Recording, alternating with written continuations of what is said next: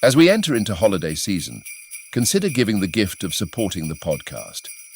Our podcast is available for free, thanks in part to generous donations from listeners like you.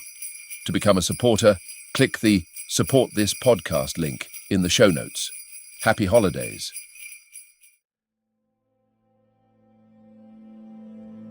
Hello and welcome to the Sherlock Holmes Bedtime Stories podcast. Each episode is a section from a classic Sherlock Holmes story with relaxing music to help you fall asleep.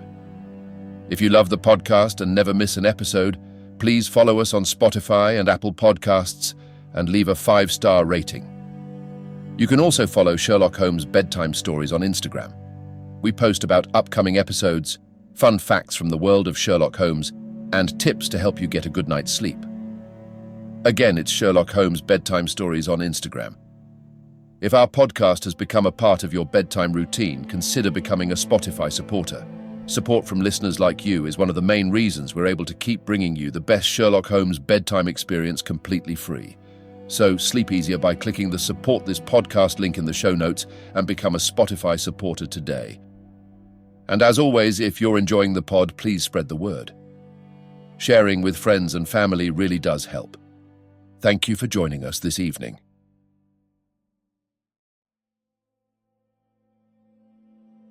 Now it's time to relax. Let your body fall into a comfortable position in your bed and drift gently into a state of total relaxation with tonight's story. The Hound of the Baskervilles. Chapter 11. The Man on the Tor.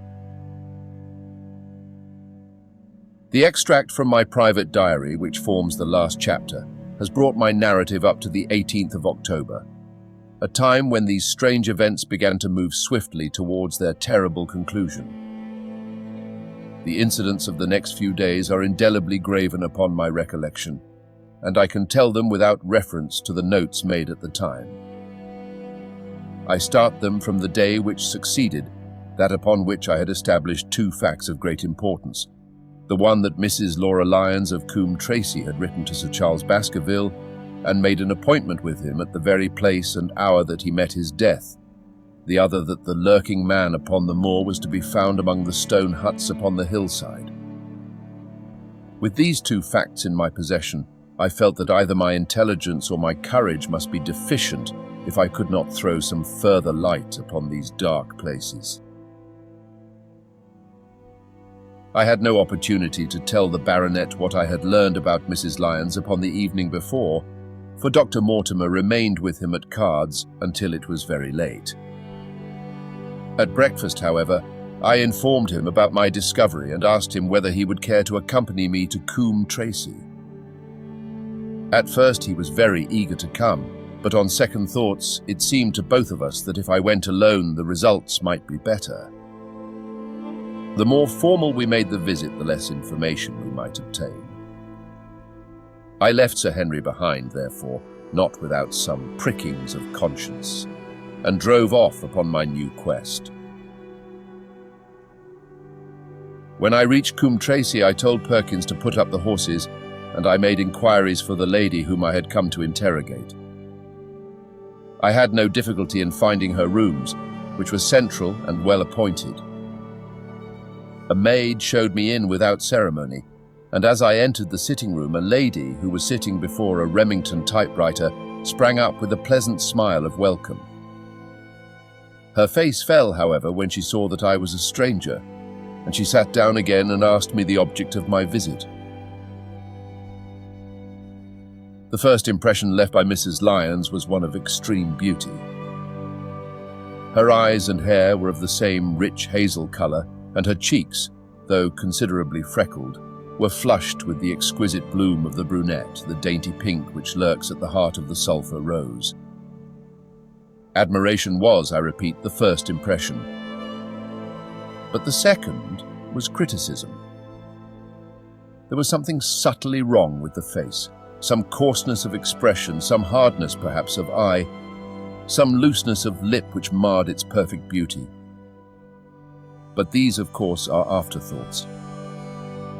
At the moment, I was simply conscious that I was in the presence of a very handsome woman and that she was asking me the reasons for my visit.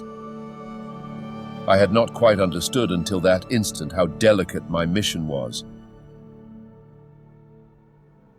"I have the pleasure," said I, "of knowing your father." It was a clumsy introduction, and the lady made me feel it. "There is nothing in common between my father and me," she said. "I owe him nothing, and his friends are not mine. If it were not for the late Sir Charles Baskerville and some other kind hearts, I might have starved for all that my father cared."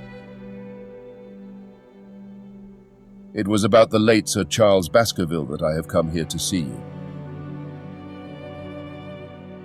The freckles started out on the lady's face. "What can I tell you about him?" she asked, and her fingers played nervously over the stops of her typewriter. "You knew him, did you not?" "I have already said that I owe a great deal to his kindness. If I am able to support myself, it is largely due to the interest which he took in my unhappy situation." "Did you correspond with him?"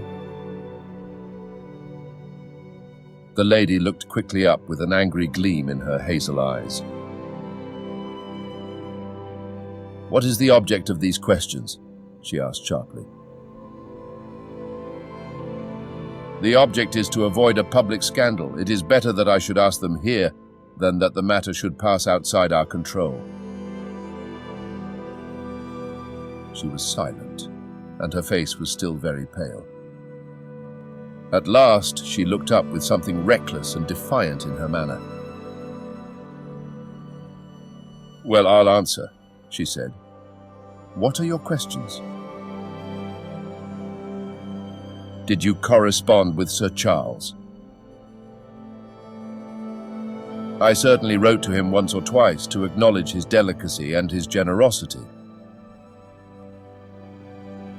"Have you the dates of those letters?" "No." "Have you ever met him?" "Yes, once or twice when he came into Coombe Tracey. He was a very retiring man, and he preferred to do good by stealth."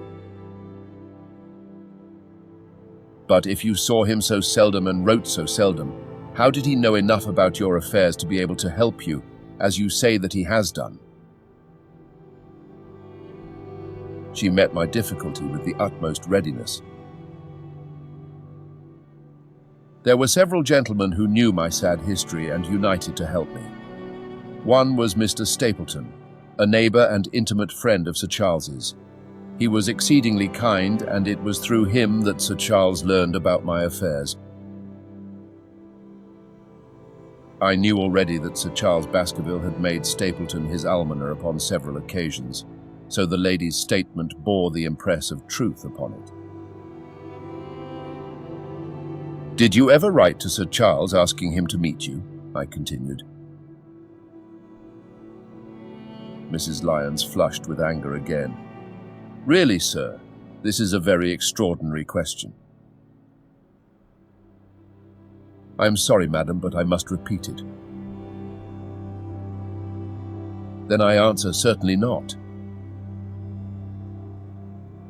"Not on the very day of Sir Charles's death." The flush had faded in an instant, and a deathly face was before me. Her dry lips could not speak the no which I saw rather than heard.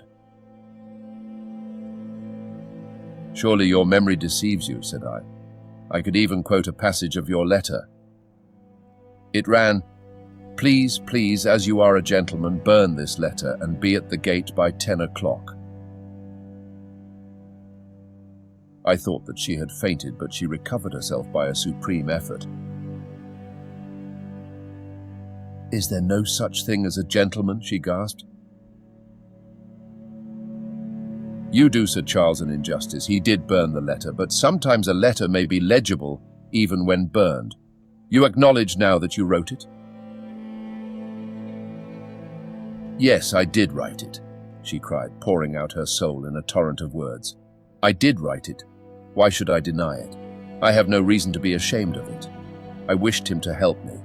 I believed that if I had an interview, I could gain his help, so I asked him to meet me. But why at such an hour? Because I had only just learned that he was going to London next day and might be away for months. There were reasons why I could not get there earlier. But why a rendezvous in the garden instead of a visit to the house? Do you think a woman could go alone at that hour to a bachelor's house? Well, what happened when you did get there? I never went. Mrs. Lyons. No, I swear it to you on all I hold sacred. I never went. Something intervened to prevent my going. What was that? That is a private matter. I cannot tell it. You acknowledge then that you made an appointment with Sir Charles at the very hour and place at which he met his death, but you deny that you kept the appointment. That is the truth. Again and again I cross-questioned her, but I could never get past that point.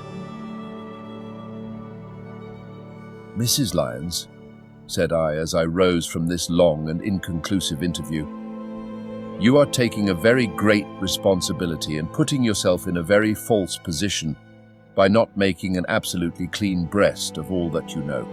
If I have to call in the aid of the police, you will find how seriously you are compromised. If your position is innocent, why did you in the first instance deny having written to Sir Charles upon that date?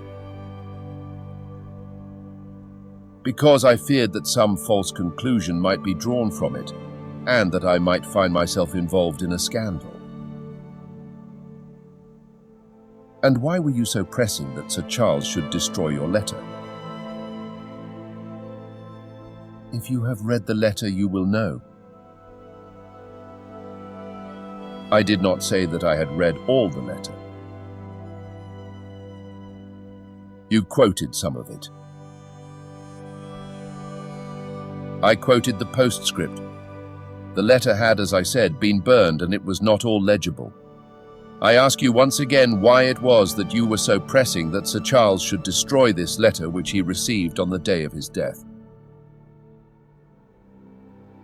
The matter is a very private one.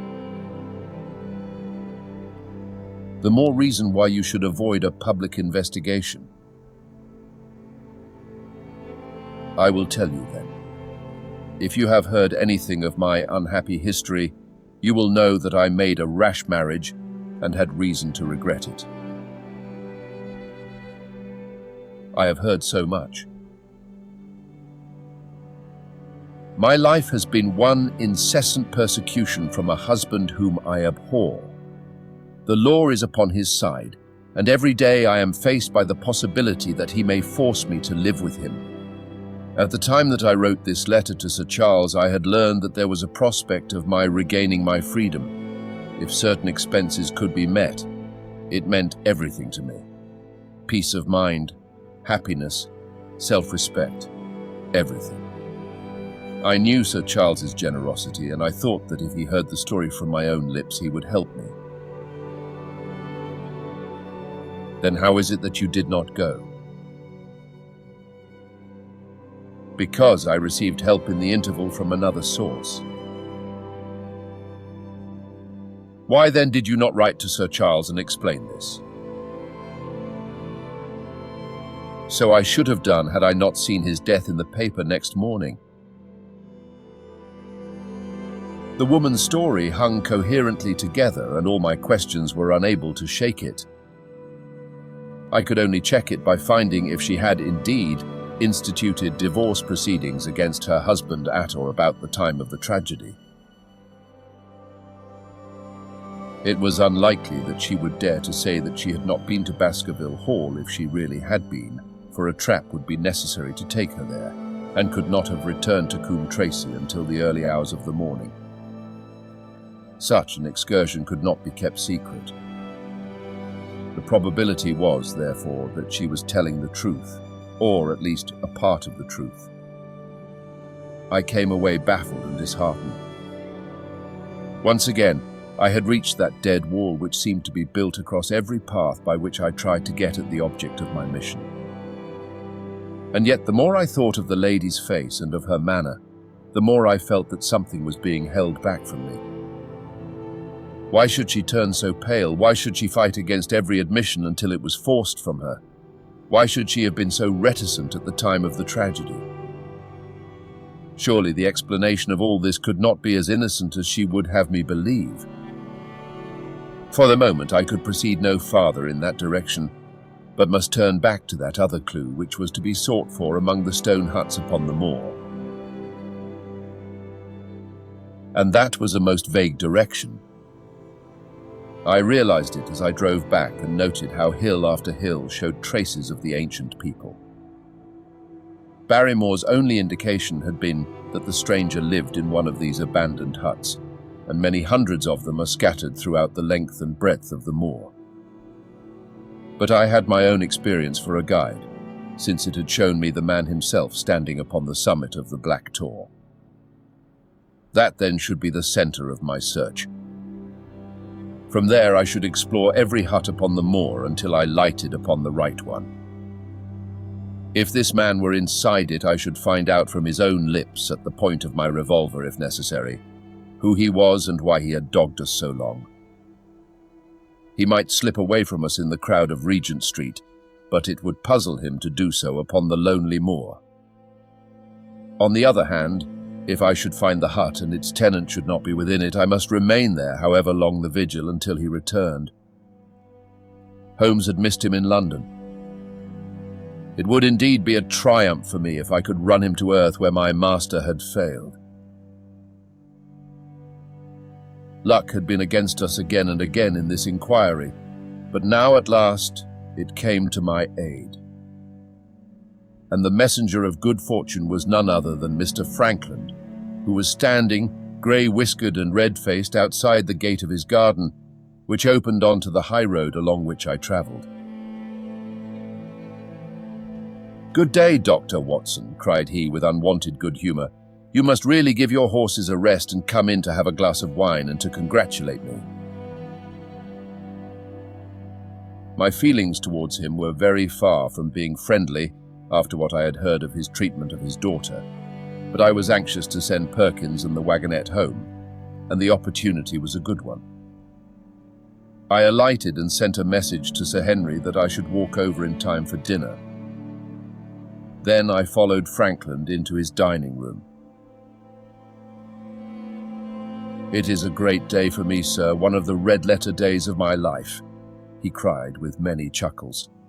"I have brought off a double event. I mean to teach them in these parts that law is law, and that there is a man here who does not fear to invoke it.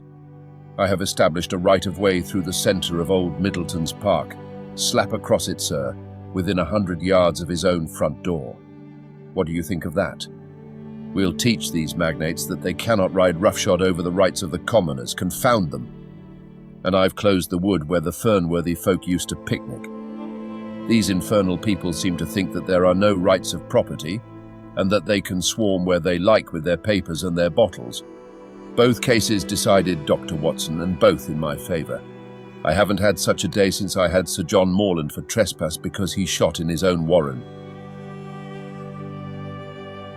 "How on earth did you do that?" "Look it up in the books, sir. It will repay reading. Frankland versus Morland, Court of Queen's Bench. It cost me £200, but I got my verdict." "Did it do you any good?" "None, sir, none. I am proud to say that I had no interest in the matter. I act entirely from a sense of public duty. I have no doubt, for example, that the Fernworthy people will burn me in effigy tonight. I told the police last time they did it that they should stop these disgraceful exhibitions. The county constabulary is in a scandalous state, sir. and it has not afforded me the protection to which I am entitled. The case of Frankland versus Regina will bring the matter before the attention of the public. I told them that they would have occasion to regret their treatment of me, and already my words have come true." "How so?" I asked. The old man put on a very knowing expression. "Because I could tell them what they are dying to know, but nothing would induce me to help the rascals in any way." I had been casting round for some excuse by which I could get away from his gossip, but now I began to wish to hear more of it. I had seen enough of the contrary nature of the old sinner to understand that any strong sign of interest would be the surest way to stop his confidences. "Some poaching case, no doubt," said I with an indifferent manner. "Ha, ha, my boy, a very much more important matter than that. What about the convict on the moor?" I stared. "You don't mean that you know where he is?" said I. "I may not know exactly where he is, but I am quite sure that I could help the police to lay their hands on him. Has it never struck you that the way to catch that man was to find out where he got his food and so trace it to him?" He certainly seemed to be getting uncomfortably near the truth. "No doubt," said I. "But how do you know that he is anywhere upon the moor?" "I know it because I have seen with my own eyes the messenger who takes him his food." My heart sank for Barrymore. It was a serious thing to be in the power of this spiteful old busybody. But his next remark took a weight from my mind. "You'll be surprised to hear that his food is taken to him by a child. I see him every day through my telescope upon the roof. He passes along the same path at the same hour, and to whom should he be going except to the convict?" Here was luck indeed, and yet I suppressed all appearance of interest. A child. Barrymore had said that our unknown was supplied by a boy. It was on his track, and not upon the convicts, that Frankland had stumbled. If I could get his knowledge, it might save me a long and weary hunt. But incredulity and indifference were evidently my strongest cards. I should say that it was much more likely that it was the son of one of the moorland shepherds taking out his father's dinner. The least appearance of opposition struck fire out of the old autocrat. His eyes looked malignantly at me, and his grey whiskers bristled like those of an angry cat. "Indeed, sir," said he, pointing out over the wide-stretching moor. "Do you see that black tor over yonder? Well, do you see the low hill beyond with the thorn bush upon it? It is the stoniest part of the whole moor. Is that a place where a shepherd would be likely to take his station? Your suggestion, sir, is a most absurd one." I meekly answered that I had spoken without knowing all the facts. My submission pleased him, and led him to further confidences. "You may be sure, sir, that I have very good grounds before I come to an opinion. I have seen the boy again and again with his bundle. Every day, and sometimes twice a day, I have been able— But wait a moment, Dr. Watson. Do my eyes deceive me, or is there at the present moment something moving upon that hillside?" It was several miles off, but I could distinctly see a small dark dot against the dull green and grey. "Come, sir, come," cried Frankland, rushing upstairs. "You will see with your own eyes and judge for yourself." The telescope, a formidable instrument mounted upon a tripod, stood upon the flat leads of the house. Frankland clapped his eye to it and gave a cry of satisfaction. "Quick, Dr. Watson, quick, before he passes over the hill." There he was, sure enough, a small urchin with a little bundle upon his shoulder, toiling slowly up the hill. When he reached the crest, I saw the ragged, uncouth figure outlined for an instant against the cold blue sky. He looked round him with a furtive and stealthy air, as one who dreads pursuit. Then he vanished over the hill. Well, am I right? Certainly, there is a boy who seems to have some secret errand. And what the errand is, even a county constable could guess, but not one word shall they have from me. And I bind you to secrecy also, Dr. Watson. Not a word. You understand? Just as you wish. They have treated me shamefully. Shamefully. When the facts come out in Frankland versus Regina, I venture to think that a thrill of indignation will run through the country. Nothing would induce me to help the police in any way. For all they cared, it might have been me instead of my effigy, which these rascals burned at the stake. Surely you are not going? You will help me to empty the decanter in honor of this great occasion. But I resisted all his solicitations and succeeded in dissuading him from his announced intention of walking home with me.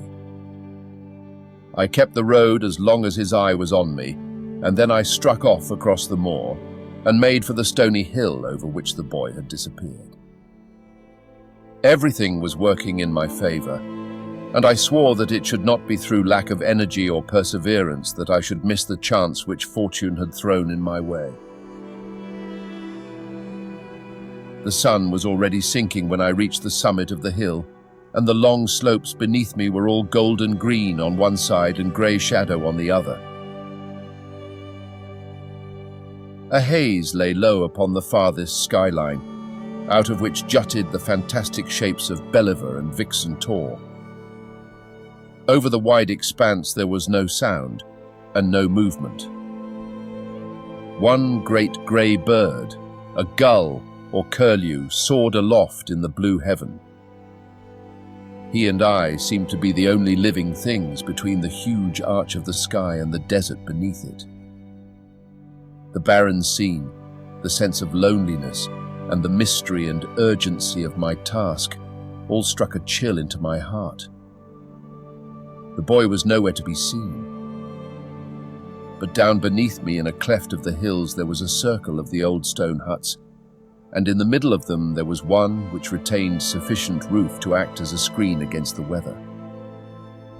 My heart leaped within me as I saw it. This must be the burrow where the stranger lurked.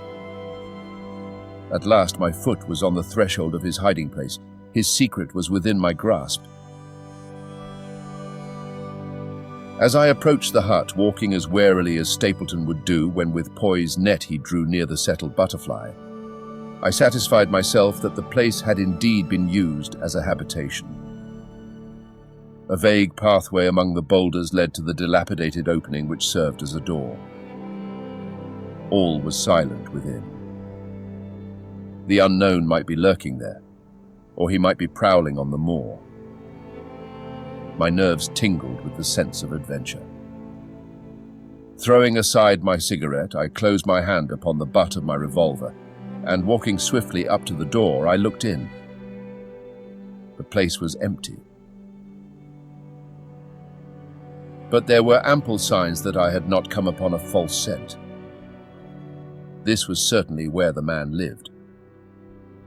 Some blankets rolled in a waterproof lay upon that very stone slab upon which Neolithic man had once slumbered. The ashes of a fire were heaped in a rude grate. Beside it lay some cooking utensils and a bucket half full of water. A litter of empty tins showed that the place had been occupied for some time, and I saw, as my eyes became accustomed to the checkered light, a pannikin and a half-full bottle of spirit standing in the corner.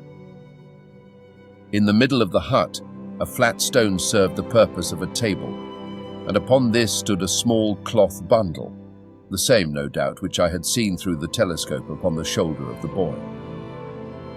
It contained a loaf of bread, a tin tongue, and 2 tins of preserved peaches. As I set it down again, after having examined it, My heart leaped to see that beneath it there lay a sheet of paper with writing upon it. I raised it, and this was what I read, roughly scrawled in pencil. Dr. Watson has gone to Coombe Tracey. For a minute I stood there with the paper in my hands, thinking out the meaning of this curt message. It was I, then, and not Sir Henry, who was being dogged by this secret man. He had not followed me himself, but he had set an agent, the boy perhaps, upon my track, and this was his report. Possibly I had taken no steps since I had been upon the moor which had not been observed and reported. Always there was this feeling of an unseen force, a fine net drawn round us with infinite skill and delicacy, holding us so lightly that it was only at some supreme moment that one realized that one was indeed entangled in its meshes. If there was one report, there might be others, so I looked round the hut in search of them. There was no trace, however, of anything of the kind, nor could I discover any sign which might indicate the character or intentions of the man who lived in this singular place, save that he must be of Spartan habits and cared little for the comforts of life. When I thought of the heavy rains and looked at the gaping roof, I understood how strong and immutable must be the purpose which had kept him in that inhospitable abode. Was he our malignant enemy, or was he by chance our guardian angel? I swore that I would not leave the hut until I knew. Outside, the sun was sinking low and the west was blazing with scarlet and gold. Its reflection was shot back in ruddy patches by the distant pools which lay amid the great Grimpen mire. There were the two towers of Baskerville Hall, and there a distant blur of smoke which marked the village of Grimpen. Between the two, behind the hill, was the house of the Stapletons. All was sweet and mellow and peaceful in the golden evening light, and yet as I looked at them my soul shared none of the peace of nature, but quivered at the vagueness and the terror of that interview which every instant was bringing nearer. With tingling nerves but a fixed purpose, I sat in the dark recess of the hut and waited with somber patience for the coming of its tenant. And then at last I heard him. Far away came the sharp clink of a boot striking upon a stone. Then another and yet another, coming nearer and nearer. I shrank back into the darkest corner and cocked the pistol in my pocket, determined not to discover myself until I had an opportunity of seeing something of the stranger. There was a long pause, which showed that he had stopped. Then once more the footsteps approached, and a shadow fell across the opening of the hut. "It is a lovely evening, my dear Watson," said a well-known voice. "I really think that you will be more comfortable outside than in."